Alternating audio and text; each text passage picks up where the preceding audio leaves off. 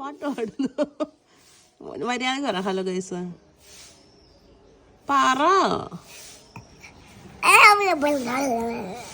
ചേച്ചി കൊച്ച്.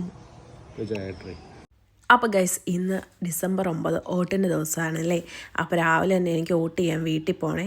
അപ്പോൾ നിങ്ങൾ ആ പുറകെ ഇരിക്കുന്ന കറിവേപ്പില എൻ്റെ ഇട്ട് ഒന്നും വിചാരിക്കുന്നത് അത് ഇന്നലെ പറിച്ച് വെച്ച കറിവേപ്പിലയാണ്, പക്ഷേ അത് ചീത്തയായിപ്പോയി. അപ്പോൾ എനിക്ക് രാവിലെ എല്ലാം ആക്കിയിട്ട് വേണം എൻ്റെ വീട്ടിൽ വേണം വോട്ട് ചെയ്യാനായിട്ട്. എനിക്ക് അവിടെ വോട്ട്. അപ്പോൾ രാവിലെ ഇഡ്ഡലി സാമാന്യ പരിപാടിയൊക്കെ കഴിഞ്ഞ് ഞാൻ വന്ന് നോക്കുമ്പോൾ അച്ഛനും മോനും കൂടെ ഇവിടെ കാറൊക്കെ ഓടിച്ച് നടക്കുകയാണ്. അത് കഴിഞ്ഞിട്ട് നമുക്ക് വലിയ ചൂട് നെത്തോലി എന്താ പറയുന്നത് എനിക്കറിയത്തില്ല, ഇവിടെ ചൂട് നെത്തോലി എന്നൊക്കെ പറയും ഗൈസ്. അത് കിട്ടിയായിരുന്നു. പിശാങ്കൂട്ടൻ 2-3 വറക്കാനെടുത്തു. ബാക്കി ഇതേ മാങ്ങയൊക്കെ ഇട്ട് മുളക് കറി വെക്കാമെന്ന് വിചാരിച്ചു. കറി രാവിലത്തെ സാമ്പാറുണ്ടല്ലോ, അപ്പോൾ അതിൻ്റെ കൂടെ മുളക് കറി ആകുമ്പോൾ സൂപ്പറായിട്ട് ഓടും. കറി എനിക്ക് പോകണം ഗൈസ്, അതുകൊണ്ടാണ്.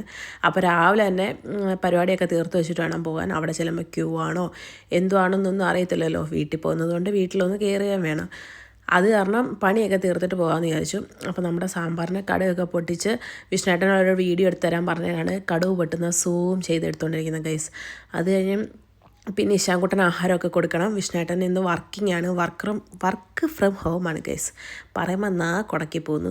അപ്പോൾ വർക്ക് ഫ്രം ഹോമാണിന്ന്. അപ്പോൾ രാവിലെ തന്നെ വിഷ്ണുവേട്ടനും ജോലിക്ക് ഇരിക്കണം.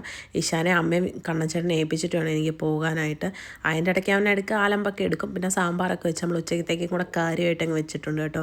പിന്നെ അവിടെ ചെന്ന് ക്യൂ ഒക്കെ നിന്ന് വോട്ടൊക്കെ ചെയ്ത് വൈകുന്നേരം ആയപ്പോഴത്തേക്ക് ഒരു ഉറക്കമൊക്കെ പാസ്സാക്കി. അവിടെ നിന്ന് വന്ന് നല്ലൊരു ഉറക്കമൊക്കെ പാസ്സാക്കി ഞാൻ ഇശാൻകുട്ടനും കൂടെ. പിന്നെ ഞങ്ങളതേ 3 പേരും കൂടെ വെളിയിലിരിക്കും. ഒന്നുകൂടെ പറ. ഹലോ ഗൈസ് സുഖമാണോ ചോദിക്കാൻ? ടോയ് കാശ് കിട്ടുമ്പോ തരാം. ഇല്ല ടോയ് താ എന്നിട്ട് ഇനി പോയാ മതി. പിടിച്ചോ, എങ്ങും പോണ്ട.